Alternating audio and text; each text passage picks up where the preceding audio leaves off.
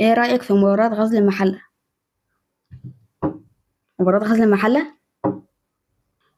انا عارف ان انا جيت متأخر، بس على الاقل ان تأتي متأخرا خيرا من ان لا تأتي اصلا، يعني ان شاء الله. يعني ايه ده؟ يعني هو الماتش بتاع امبارح ده اصلا كان ماتش؟ يعني انت عايز تقنعني ان ماتش امبارح ده اصلا كان ماتش؟ يعني لما ده ينزل لي الاتنين دول ويطلع بدلهم ده اصلا ده بيعرف يلعب؟ ما تقنعنيش ان ده بيعرف يلعب. يعني انت عايز تشيلني ليه ده؟ يعني ده هيشيل الدوري المصري كله اصلا. الراجل ده اصلا ماشي بالمبدأ لو انت عايز المتعة تعالى واحنا نمتعك. ده ماشي اصلا من اول الدوري لحد دلوقتي بالتعادل. ايه يا اسطى؟ يعني من اول الدوري لحد دلوقتي 0-0. يعني هتكسب امتى يعني؟ غير بقى شيل ده على جنب.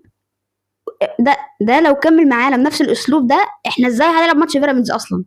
يعني انا متاكد بنسبه 90% ان ماتش بيراميدز ده يعني هخسره 100%. 90% انا اسف. وهنكمل ازاي بالطريقه دي؟ كده بقى لو احنا نزلنا دوري ابطال افريقيا هنلعب ازاي؟ يا فين لما انت 100% من الماتشات اللي لعبتها كنت بتكسبها؟ فين ايامك يا كابتن عماد؟ يعني لما ده مشي انت كده فرحت صح؟ يعني انا عايز اقولك حاجه، مين اوحش ده ولا ده؟ اقنعني، انا عايزك تقنعني. ده احسن من ده يا ابني، انت بتقول ايه؟ وبس كده. ده كان الملخص بتاع ماتش امبارح، وانا اسف يعني انا جيت متاخر، وده اول فيديو طويل ليا. ما تنسوش تدعموني بلايك وسبسكرايب عشان اكمل في الفيديوهات الطويله. سلام.